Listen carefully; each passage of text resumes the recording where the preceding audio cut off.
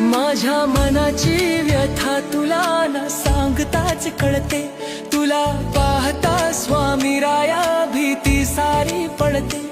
बुडत्याला तू सावध